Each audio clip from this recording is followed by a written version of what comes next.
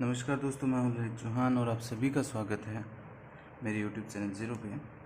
तो आज हम न्यूमेरिकल मेथड्स में एक मेथड करने जा रहे हैं, बेरिस्टो मेथड। तो पहले हम बेरिस्टो मेथड के बारे में पढ़ेंगे क्या है, उसके बाद में उसके एग्जांपल्स करेंगे। तो देखो लिखा है, Bairstow method is an algorithm use to find the roots of an polynomial of arbitrary degree, usually order 3 and higher. The method divides polynomial. ठीक है, तो जो बेरिस्टो मेथड है ना, वो 3 डिग्री या उससे ज़्यादा डिग्री का जो पॉलिनोमियल होता है उसको सॉल्व करने में काम आता है। अब इसका मेथड क्या है, मान लो ये पॉलिनोमियल है n डिग्री का। ठीक है, इसमें क्या करते हैं हम, मान लेते हैं कि इसके 2 रूट है और उन रूट से हमने एक क्वाड्रेटिक इक्वेशन बना ली। मतलब एक क्वाड्रेटिक इक्वेशन है या क्वाड्रेटिक फंक्शन है जिसका डिवाइड्स, अगर हम इसमें भाग दें पूरा पूरा जाएगा, भाग पूरा पूरा जाएगा, मतलब ये उसका एक फैक्टर है। ठीक है, फैक्टर है तो क्वाड्रेटिक का डिवाइड दिया है तो 2 रूट यहाँ से मिल जाएंगे। मतलब इसमें n रूट हैं, उसमें से 2 रूट यहाँ मिल जाएंगे। ठीक है, वे r and s are guessed, तो जो r और s है ना वो कुछ भी गैस करके लिखा हुआ है। ठीक है, तो हमने क्या किया, इसमें सेकंड ऑर्डर के पॉलिनोमियल का डिवाइड किया। तो पहले इसका ऑर्डर था n, अभी इसका ऑर्डर क्या हो गया n-1। इसके कोफिशिएंट तो चेंज हो ही जाएंगे डिवाइड करोगे तब। ये क्या है, क्वोशिएंट है ना, जो भागफल जिसको बोलते हैं। तो इसमें इसका भाग दिया तो ये क्वोशिएंट आ गया, ये आ गया रिमाइंडर। ठीक है, अब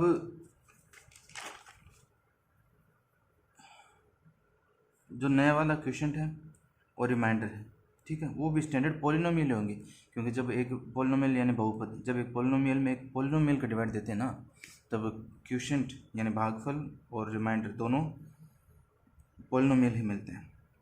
ठीक है, और जो नया जो क्वोशिएंट आएगा उसके जो कोफिशिएंट्स हैं बी वाले, ठीक है, fn-2, मतलब n-2 डिग्री का जो पॉलिनोमियल आएगा उसके जो कोफिशिएंट्स हैं इन्हें फाइंड करने का ये एक मेथड है।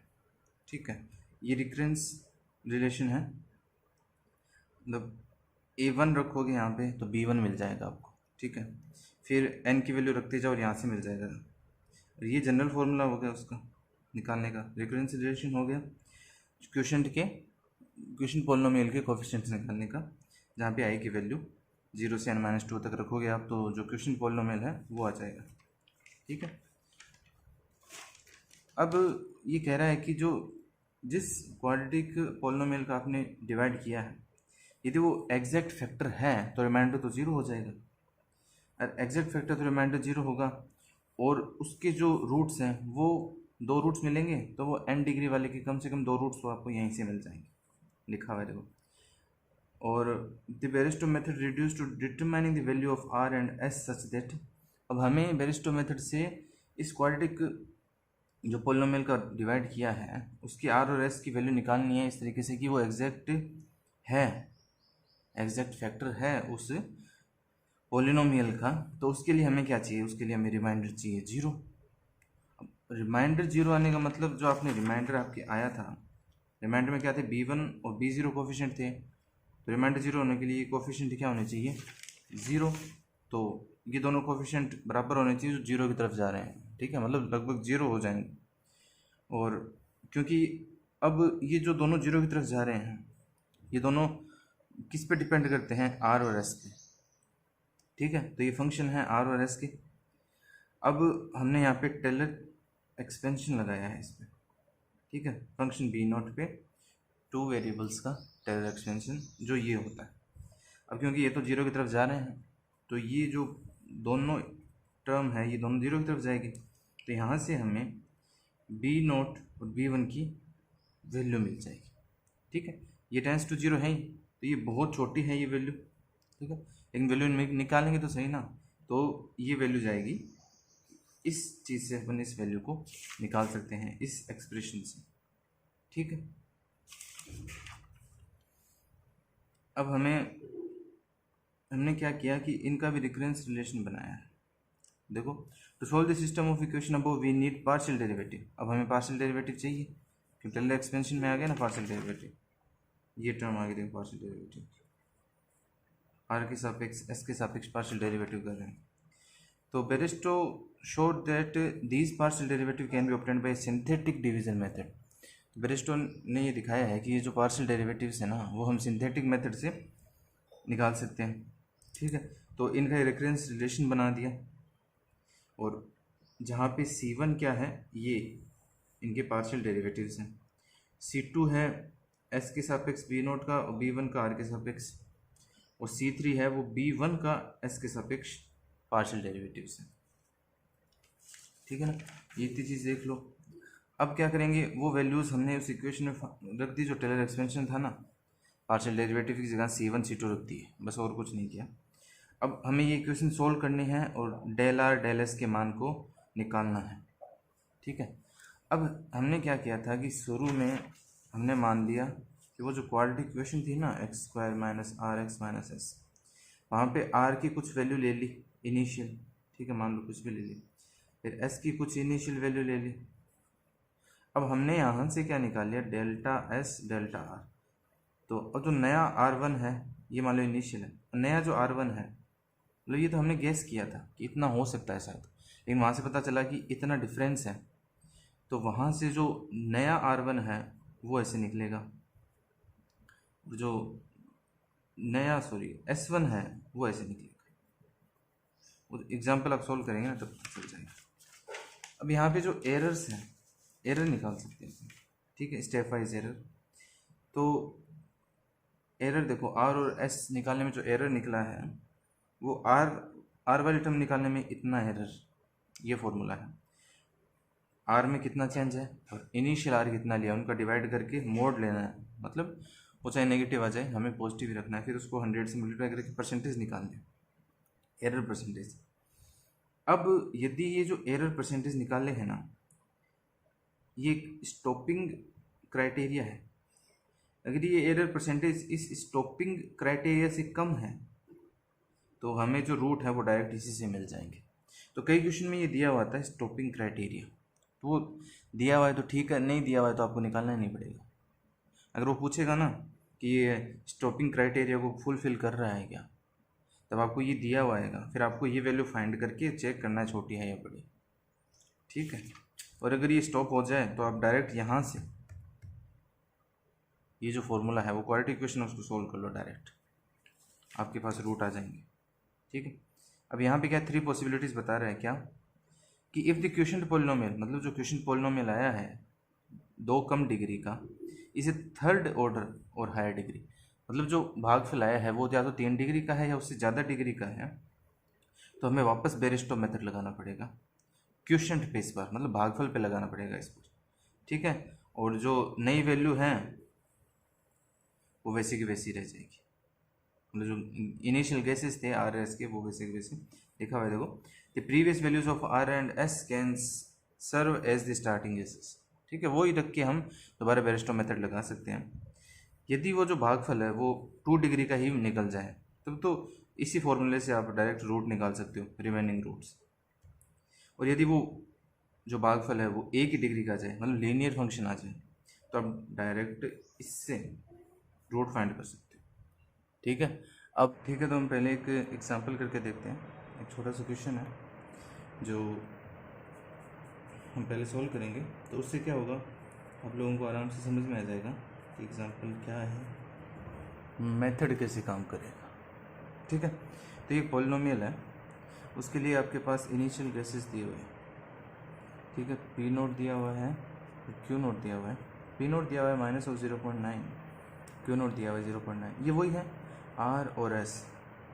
वो कहीं किसी बुक में पी नोट लिखा है, किसी में क्यू नोट, किसी में आर एस, किसी में ए बी, तो उसकी फिक्र मत करो। हम अभी सिंथेटिक डिवीज़न से एक क्वाड्रेटिक इक्वेशन है ऐसी वाली, ठीक है, जो थी ना एस, उसका डिवाइड करेंगे। आर और एस की वैल्यू दे रखी है हमें। ठीक है, तो इसको सॉल्व करेंगे तो देखो सिंथेटिक डिवीज़न कैसे काम करेगा।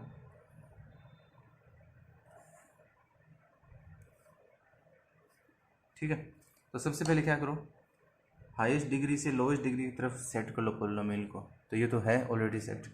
अब हम क्या करेंगे, इनके कोफिशिएंट्स यहाँ लिखेंगे साइन के साथ। तो इसका 1 है, इसका +1 है, उसका -1 है, फिर 2, ठीक है। फिर यहाँ लिखेंगे इनिशियल गैसेस, वो भी अपोजिट साइन के साथ। कोफिशिएंट लिखने हैं एग्जैक्ट साइन के साथ, और जो इनिशियल गैसेस हैं वो लिखने हैं अपोजिट साइन के साथ। क्यों अपोजिट? देखो इस वजह से। अब सिंथेटिक डिवीजन कैसे काम करता है? सबसे पहले यहाँ पे आपको 0 0 लिखना है, इनको जोड़ लेना, जोड़ लिया, ठीक है। अभी क्या है, जो ऊपर वाला जो गैस है ना, पहले वाला गैस, उसको इसके साथ मल्टीप्लाई करना है और यहाँ लिखना है 0.9। इससे पहले कुछ नहीं है, 0 मान लेते हैं। अब जो नीचे वाला गैस है ना, उसको इससे मल्टीप्लाई नहीं करना, नीचे वाले गैस को हमेशा इस नंबर के पहले वाले नंबर से मल्टीप्लाई करके यहाँ लिखना है, तो वो आ जाएगा 0। इन सभी को जोड़ दो तो वो आ जाएगा 1.9। फिर वापस यही मेथड, ऊपर वाले को इससे मल्टीप्लाई करके यहाँ लिखो तो वो आएगा, देखो 19 9 जा 171, तो 1.71। फिर इसको इससे मल्टीप्लाई करो तो -0.9, और इस पूरे को सोल्व करेंगे तो आ जाएगा -0.19। फिर वापस इसको इससे मल्टीप्लाई करके यहाँ लिखो, ठीक है, -0.171। और लेकिन इसको इससे नहीं करना, इसको इससे पहले वाले नंबर से मल्टीप्लाई करके यहाँ लिखना है, ये आ जाएगा 1.71। और इन सभी को आपको कैलकुलेटर से सोल्व कर लो इन सभी को, तो वो आ जाएगा 0.119। इन सभी को हम नाम देंगे जो मैंने आपको डेरिवेशन में बताया था, ये वही, ये V0 है, V1 है, ये V2 है, V3। अब हम ये मेथड एक बार वापस लगाएंगे, ठीक है। आपको ये मेथड एक बार वापस लगाना है, सेम प्रोसेस है। पहले 0 0 लिख दो, इनको जोड़ दो, फिर इसको इससे मल्टीप्लाई करके यहाँ लिख दो, ठीक है। इसको इससे पहले वाले नंबर से मल्टीप्लाई करके यहाँ लिख दो, ठीक है। इनको सोल्व कर लो, वो आ जाएगा 2.8, दिख रहा है। फिर इसको इससे मल्टीप्लाई करेंगे, कैलकुलेटर से मल्टीप्लाई करेंगे, और फिर यहाँ लिखेंगे तो आएगा 2.52, और इस नंबर को इससे पहले वाले से मल्टीप्लाई कर देंगे तो 0.9 आ ही जाएगा। फिर इन दोनों को जोड़ो, इसमें से घटाओ, तो आप कैलकुलेटर का यूज़ करो और वैल्यू देखो, वैल्यू आ जाएगी 1.43। फिर इसको इससे मल्टीप्लाई कर दो तो 1.287, और इसको इससे मल्टीप्लाई करो, प्लस माइनस माइनस, और कैलकुलेटर से ये आ जाएगा 2.52। फिर इन तीनों को जोड़ दो, ठीक है, तो वो आ जाएगा -1.114। अब इनको नाम देना है C0, C1, C2 और C3। अब हमें क्या करना है, हमें वो डेल्टा R और डेल्टा S पढ़े थे ना, जो यहाँ पे डेल्टा P0 और डेल्टा Q0 है नाम जिनका, वो फाइंड करने हैं, ठीक है। तो ये है डिफरेंस, तो इनको फाइंड करने के लिए कुछ इक्वेशंस हैं, उनको बोलते हैं करेक्शन इक्वेशंस। ये आपको याद रखनी है। देखो इसको याद रखने का तरीका बताता हूँ। Bn-1 लिखो, फिर यहाँ पे लिखो n-2 डेल्टा P0, फिर n-3 डेल्टा Q0, फिर यहाँ लिखो Bn, फिर n-1 Bn, Cn-1 में से Bn-1 घटाना है, फिर P0 प्लस ऑफ n हो गया, n-1 हो गया, n-2 delta of Q0। n क्या है? n है ऑर्डर, तो फिलहाल यहाँ ऑर्डर है 3, n की वैल्यू आ गई 3। अब n की वैल्यू यहाँ रखो तो ये होता जाएगा C1, ये हो जाएगा C0, ये हो जाएगा B2, ये हो जाएगा C2 minus B2 delta P0 plus C1 delta of Q0 बराबर ऑफ B3। ये सारी वैल्यूज़ हैं हमारे पास, वो यहाँ पुट कर देंगे और डेल्टा P0 डेल्टा Q0 की वैल्यू फाइंड करेंगे, ठीक है। तो वैल्यू पुट कर देते हैं, तो देखो वैल्यू क्या है, C1 डेल P0, तो C1 की वैल्यू क्या है 2.8, 2.8 डेल्टा P0 प्लस C0 की वैल्यू कितनी है 1, तो यहाँ पे आ जाएगा डेल्टा ऑफ Q0 और B2 की वैल्यू है -0.19 और C2 की वैल्यू है 7.84। 1.62 माइनस में कर देंगे, डेल्टा ऑफ P नोट कर देंगे, ठीक है, प्लस C1 की वैल्यू वो है 2.8, डेल्टा ऑफ Q नोट और बराबर में 0.119। मैंने गलत लिख दी। C2 की वैल्यू 1.43, ये गलत थी, वो है 1.43 minus plus 1.43 plus 0.19 delta of P note plus C1 की वैल्यू है 2.8 डेल्टा ऑफ Q नोट और इक्वल्स टू में है B3 की वैल्यू है 0.119, ठीक है। तो ये इक्वेशन 1 ले लो, इन दोनों को जोड़ देते हैं तो 9 थी 12, हासिल लगी 1 और 1, delta of P note plus 2.8 delta of Q note बराबर 0.119। ये होगी सेकेंड इक्वेशन। इन दोनों इक्वेशन को आप सोल्व कर लेना, ठीक है, करके देखना और Q नोट और डेल्टा P नोट की वैल्यू निकाल लेना। मैंने निकाल रखी है पहले से ही, तो मैंने लिख देता हूँ सीधे। ये आएगी -0.105 और डेल्टा ऑफ Q नोट की वैल्यू आएगी 0.104, ठीक है। अब हमारे पास पहले था P नोट और Q नोट, उनमें थोड़ा सा जो डिफरेंस है वो हमने निकाल लिया। तो अब हम नए गैसेस निकालेंगे P1 क्या होगा, P note plus delta of P note. तो P नोट कितना था, P नोट था हमारे पास -0.9 और प्लस -0.105 -0.9 और -0.105, इनको सोल्व करेंगे तो आएगा -1.005। Q1 निकालते हैं, Q note plus delta of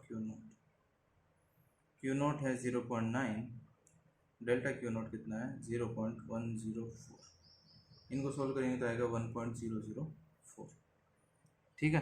तो ये आ गया P1 अपने पास, नया P1 क्या आ गया -1.005, Q1 क्या आ गया 1.004। तो हमने एक बार तो ये मेथड लगा दिया, ठीक है, लेकिन देखो पहले P नोट था क्या -0.9, Q नोट क्या था 0.9, तो ये देखो ये इसके पास चला गया, ये इसके पास चला गया, कन्वर्ज हो रहे हैं, ठीक है। तो ये हमें तब तक ये मेथड लगाना है जब तक डेल्टा ऑफ P नोट है ना ये बहुत कम ना हो जाए, मतलब जो अंतर आ रहा है ना ये बहुत कम ना आ जाए। जैसे ये अंतर बहुत कम आ जाएगा वैसे ही क्या होगा, ये अपनी एग्जैक्ट वैल्यू की तरफ कन्वर्ज करेगा। जैसे अभी ये इसकी तरफ चला है, ये इसकी तरफ चला है, तो हमें ये वापस मेथड एक बार फिर से लगाना होगा, ठीक है। और तो हम एक बार फिर से सिंथेटिक मेथड लगाएंगे, फिर से इसको सॉल्व करेंगे, ठीक है। तो वही है, सबसे पहले कोफिशिएंट लिख लो 1 1 -1 और 2। अब इस बार जो गैसेस थे वो P1 हो जाएंगे और हो जाएंगे Q1, ठीक है। तो P1 की वैल्यू निकली थी हमारे पास, देखो P1 की वैल्यू थी -1.005, Q1 की थी 1.004। तो इनको अपोजिट साइन के साथ यहाँ लिखना है, तो जो -1.005 थी वो तो हो जाएगी 1.005 और जो Q1 की वैल्यू थी वो थी प्लस की 1.004, तो वो अब हो जाएगी -1.004। अब आपको वापस वही सिंथेटिक डिवीज़न मेथड लगाना है, ठीक है। तो करते हैं सॉल्व। सबसे पहले 0 0 इनको जोड़ दिया, 1 आ गया, ठीक है। अब इसको इससे मल्टीप्लाई करो तो यहाँ आ जाएगा 1.005, इसको इससे पहले वाले नंबर से मल्टीप्लाई करो तो 0 और इनको जोड़ दो, इसको इसके साथ मल्टीप्लाई करो तो माइनस माइनस प्लस आएगा और इनको मल्टीप्लाई करेंगे तो आएगा 2.0150। मैंने कर रखा है ये, ठीक है, मैंने सॉल्व कर रखा है क्वेश्चन को, तो मैं वो सॉल्यूशन ही आपको बता रहा हूँ, फिर इसको इससे मल्टीप्लाई नहीं करके इसको इससे मल्टीप्लाई करना है और यहाँ लिखना है 1.004। इन सभी को सोल्व करोगे ना तो आएगा 1.011। इसको इससे मल्टीप्लाई करके यहाँ लिखना है 0.01105 और इसको इससे ना मल्टीप्लाई करके इससे मल्टीप्लाई करना है, वही एक पीछे वाले नंबर से मल्टीप्लाई करना है। फिर इनको सोल्व करके लिखना है तो वो आएगा -0.00197। ठीक है, अब आपको दोबारा सिंथेटिक डिवीजन मेथड लगाना है। क्यों? ये तो B0 B1 B2 B3 आ गए। अब हमें C0 C1 C2 C3 निकालना है, तो उसके लिए हम दोबारा सिंथेटिक डिवीजन मेथड लगाएंगे। और वैसे क्वेश्चन अनसॉल्व था, मैंने पहले से सॉल्व किया है, इसका आंसर था मेरे पास, तो आ गया क्वेश्चन ये। लेकिन ये है कि ये 2 बार में आया, 2 बार करना पड़ा मेरे को। तो इसमें तो ये जितनी प्रैक्टिस करोगे उतना क्वेश्चन अच्छा हो जाएगा। इसको इससे मल्टीप्लाई करो, इसको इससे पहले वाले नंबर से मल्टीप्लाई करो, इन सभी को जोड़ दो। ठीक है, फिर इसको इससे मल्टीप्लाई करो, यहाँ लिख दो तो 3.02505 और इसको इससे मल्टीप्लाई करो -1.004। इनको सॉल्व करो 2.3205। फिर इसको इससे मल्टीप्लाई करो, यहाँ लिख दो 2.04221। इसको इसके पहले वाले से मल्टीप्लाई करो 3.2204। पेन खत्म, -3.2204। इन सभी को जोड़ दो तो आएगा -1.18016। ठीक है, अब वापस आपको करेक्शन इक्वेशन लिखनी है और उसको वैल्यू पुट करके सॉल्व करना है। तो करेक्शन इक्वेशन क्या थी? C1 delta of P0 plus C0 delta of Q0 is equals to B2। यहाँ था C2 minus B2 delta of P0 plus C1 delta of Q0 is equals to B3। तो ये तो है B0, ये है B1, ये है B2, ये है B3, ये है C1, ये है C2, ये है C0, C1, C2, C3। ठीक है, वो सारी वैल्यू इसमें पुट करेंगे। पुट करते हैं 3.01 delta of P0 plus delta of Q0 is equals to 0.011। इसमें से इसको घटाओगे तो वो आएगा 2.3095 delta of P0 plus delta of फिर C1 की वैल्यू क्या थी? 3.01 डेल्टा ऑफ Q0। फिर B3 की वैल्यू है 0.00197। अब वही ये 2 वेरिएबल की 2 इक्वेशन है, इनको सॉल्व कर लो। ठीक है, सॉल्व करने आती होगी। इनका कोएफिशिएंट सेम कर लेते हैं। तो क्या करते हैं, इसको 3.01 से मल्टीप्लाई करके इसमें से माइनस कर देते हैं। ठीक है, तो आपके पास आ जाएगा आंसर। तो वहाँ से हम आंसर निकालेंगे। तो मैंने पहले से निकाल रखा है, delta of P0 equals to 0.005। तो अब हम P2 निकालेंगे, सॉरी ये P0 लिख दिया है। ठीक है, तो P2 क्या होगा? P1 plus delta of P0। ठीक है जी, तो डेल्टा ऑफ P0 निकाल रहे हैं वो इस बार P1 में जोड़ेंगे। तो P1 था 1 माइनस ऑफ 1.005, उसमें जोड़ देंगे हम 005 जो आ जाएगा 1। और जो Q2 था वो हो जाएगा Q1 plus delta of Q0। तो Q1 था हमारे पास 1.004 और अब उसमें हम Q0 निकालेंगे यहाँ से। तो आप Q0 निकाल लेना, मैंने तो निकाल रखा है। तो वो आएगा -0.004 -0.004, तो यहाँ से आ जाएगा 1। तो हमारे पास P2 और Q2 आ गया 1 1। ठीक है, तो सबसे पहले P0 क्या था? 0.9 था। P2 था जो 1 के पास चला गया और अब है जो 1 पे ही आ गया, पूरा 1 पे कन्वर्स हो गया। और ऐसे Q2 है जो 1 पे कन्वर्स हो गया आगे। ठीक है, तो अब हमें P2 और Q2 की वैल्यू मिल गई। और P2 और Q2 थे क्या? वो इनिशियल गैसेस थे जो यहाँ क्वाड्रेटिक इक्वेशन में काम आएंगे। ठीक है, तो अभी हम क्या करेंगे कि हमें पूछा ही क्या था? हमें पूछा था कि आप वो क्वाड्रेटिक पॉलिनोमियल फाइंड करो जो इसके एग्जैक्ट 2 रूट तो आपको दे ही देगा। ठीक है, तो ये वैल्यू हम उस पोलिनोमियल में, जो हमने पोलिनोमियल माना था, उसमें रखेंगे। ठीक है, तो वो पोलिनोमियल था x square minus P x minus Q. तो पोलिनोमियल है जाएगा x square minus of P x, तो माइनस ऑफ एक्स, और क्यू क्या है, क्यू वैल्यू है माइनस ऑफ 1, तो माइनस माइनस प्लस ऑफ 1।